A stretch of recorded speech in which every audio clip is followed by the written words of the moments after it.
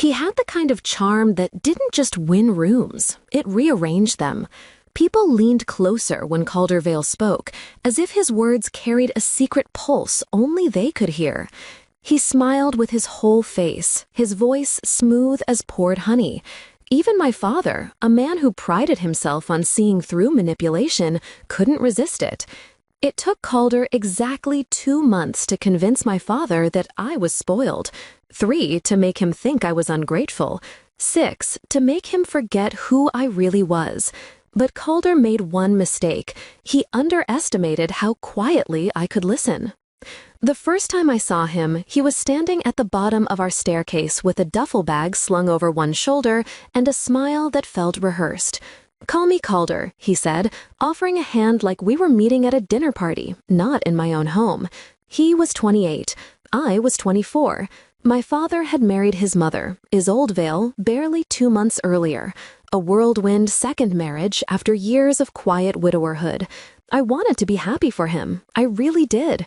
But something about Calder's eyes, an impossible gray, almost colorless, made me feel like I was being measured, as if he were already calculating where I fit into his equation. For the first few weeks, he played the perfect role. He helped my father organize his business papers, charmed the house staff, asked me polite questions about my art classes and my friends. He'd lean over the dining table, compliment my father's wine collection, tell stories about his mother's hard years raising him alone. My father, Alaric Thorne, lapped it up. He'd always been a man of structure and intellect, but after my mother's death, he softened, searching for warmth in places that often burned him. Isolde was warm, all right, warm and wrapped in silk, always holding Calder's arm, always smiling too widely when father wasn't looking. I tried to be civil. I even believed, for a while, that Calder was just protective of his mother. Then things started to shift, subtly. The air in the house began to change temperature, and I didn't know why. It began with my father's sudden disapproval. He started commenting on my spending, then my attitude, then my lack of focus. "Solara," he said one night, the name heavy with discontent. "I've been hearing things. From Calder, mostly. He's worried you're losing direction. Maybe you've been too comfortable." I remember staring at him across the table, candlelight flickering in his glasses. "Worried?" I repeated, trying to sound calm. "About what exactly?" "Your lifestyle. You've been distracted lately. Irresponsible." The word hit like a slap. "I'm in my final year of graduate studies, Dad." He sighed. I know. But perhaps he's right. A little structure might do you good. Calder suggested maybe taking some time in the firm, shadowing him on the investment projects. And there it was, the wedge, clean and invisible, sliding neatly between us. Calder began to fill my father's days, and his ears. They had lunch together at the club, traveled to conferences, worked late in the study. I'd pass by the door and hear Calder's voice, low and deliberate, sometimes a soft chuckle, sometimes my name. I didn't have proof, but I could feel it, the narrative forming. The next family dinner confirmed it. Calder was talking about his latest venture, a real estate development proposal, when father turned to me suddenly. "You know, Solara," he said, "you could learn a lot from Calder's discipline." I blinked. "I'm not trying to compete with Calder." He chuckled awkwardly. "Of course not, dear. But maybe you should. It might give you perspective." Calder smiled at his plate, his fork glinting in the light. "She's talented, Alaric. Just needs direction." The tone, that perfectly balanced mixture of concern and superiority, made me want to throw my glass at him. But I smiled back. Direction's overrated. Some people prefer honesty. His gray eyes flicked up to meet mine, and for the first time, I saw the faintest crack in his calm. I started paying closer attention. Every morning, Calder took walks with father through the gardens. He'd stop by the stables, where the staff adored him, or bring coffee to Isolde, who cooed at his every word. I watched how he moved, how he made people feel seen, only to use what they gave him later. The more I observed, the clearer his pattern became. He wasn't just charming, he was curating perception. Father trusted him completely. which meant that, eventually, I had to make father see what was happening. Not through accusation, Calder would twist that easily, but through Calder's own voice. My plan began with a mirror. Not a literal one, though I'd always loved the way mirrors reveal and distort, but a reflective strategy. Calder's entire manipulation relied on control of words, appearances, access. So I gave him what he loved most, access. One evening, I found him in the library, reading beside the fire. "Calder," I said, lingering in the doorway, "can I talk to you?" He looked up, cautious but curious. "Of course. What's on your mind, Solara?" I walked in slowly, pretending hesitance. "It's about what you told my father." He closed his book. "Ah, that. I bit my lip, eyes downcast. Maybe you were right. Maybe I have been. Spoiled." His gaze softened, not with empathy, but satisfaction. "It takes maturity to admit that." I nodded, letting silence fill the space. "Then, could you help me? You're good at understanding him. Maybe you could tell me what he really thinks of me." He leaned back, the predator in him drawn to the scent of flattery. "Your father loves you," he said smoothly. "He just thinks you lack gratitude. You take things for granted. Opportunities, money, his time. He's too kind to say it outright, but someone has to." I looked up, eyes glassy. "You told him that?" He smiled faintly. "I only speak truth, Solara. You've had everything handed to you. You're intelligent, yes, but you confuse potential with achievement. And your father, well, he's finally seeing it." My pulse thundered, but I kept my expression fragile. "I see." He studied me. "You can change that, though. Work with me. Show him you're serious." "Okay," I whispered. "Maybe you're right." He stood, brushing imaginary dust from his sleeve. "I'm always right." I left the room, keeping my composure until I was halfway down the hall, far enough that he couldn't hear the soft click of my recorder stopping. That night, I transferred the file to my computer. His voice played back, smooth and certain. "He's finally seeing it. I only speak truth, Solara. You've had everything handed to you."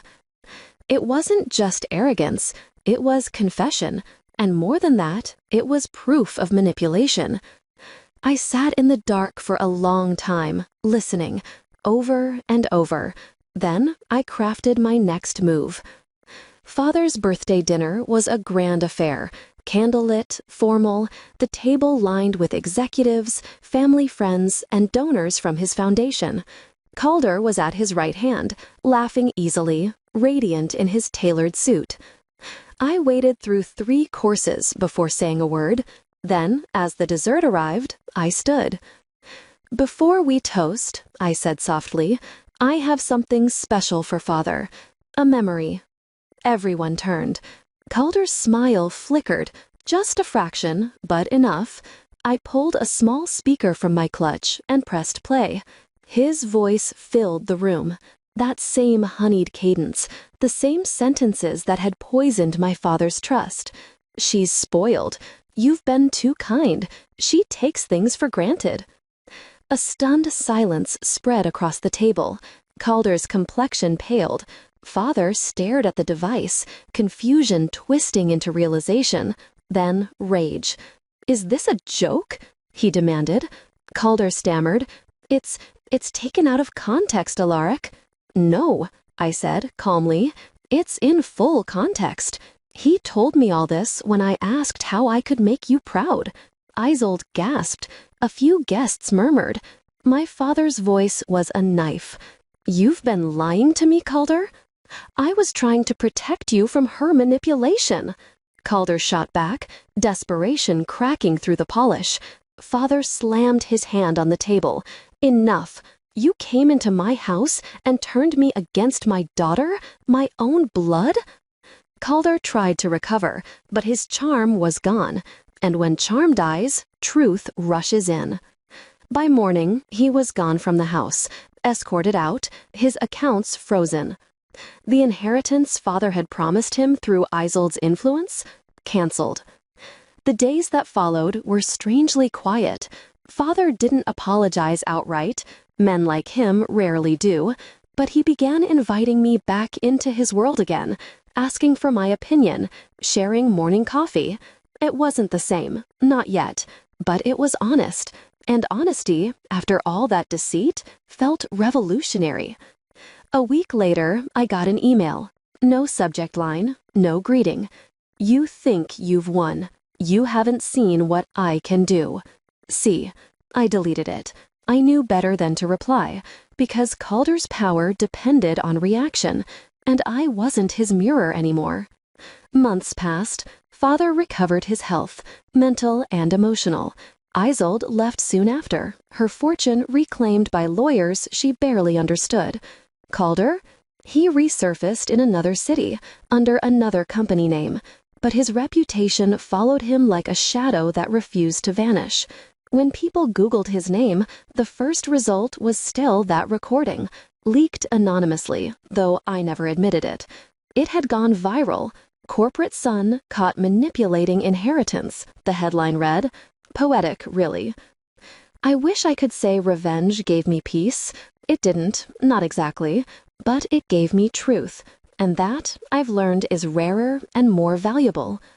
Sometimes I think about Calder, about the way he carried himself, all poise and false light, and I realize that his biggest failure wasn't underestimating me. It was overestimating himself. He thought he could rewrite our family story. He forgot that I was the one who knew how to tell it. One evening, Father and I sat on the porch watching the sunset. He cleared his throat, awkward as always when emotion threatened. Solara, you've grown into quite the strategist. I smiled faintly. I had a good teacher. You always told me to read between the lines. He chuckled. And you did more than that. You rewrote them. The light caught his glasses, softening his face. I'm proud of you, he said quietly. For the first time in a long while, I believed him. That night, as the house settled into stillness, I opened my laptop and played the recording, one last time. Not to gloat, but to remember. Every word was a scar, every pause a bruise that had finally healed. Then I deleted it. Some victories don't need archives. The next morning, I began something new, a digital advocacy initiative for young women navigating inheritance law, family manipulation, and financial abuse. I called it the Mirror Project. Its mission statement was simple: expose deceit with truth. Within a year, it became a network of hundreds, voices sharing stories, evidence reclaiming narratives. Calder's manipulation became the seed of something that transcended him. And that, I realized, was the most elegant revenge of all, transforming poison into purpose. Now, whenever I think back on those months, on his charm, his control, his ruin, I remember one moment above all: the sound of his voice cracking when the truth echoed back at him in front of everyone. That was the sound of freedom. It didn't roar, it didn't scream, it clicked, like a recorder turning off. You've just stepped into her revenge side, where every wound finds its justice, and every silence ends with truth. If her story struck a chord, make sure to like, share, and subscribe. Your support keeps these stories alive. Another secret waits in the next video. See how her revenge begins.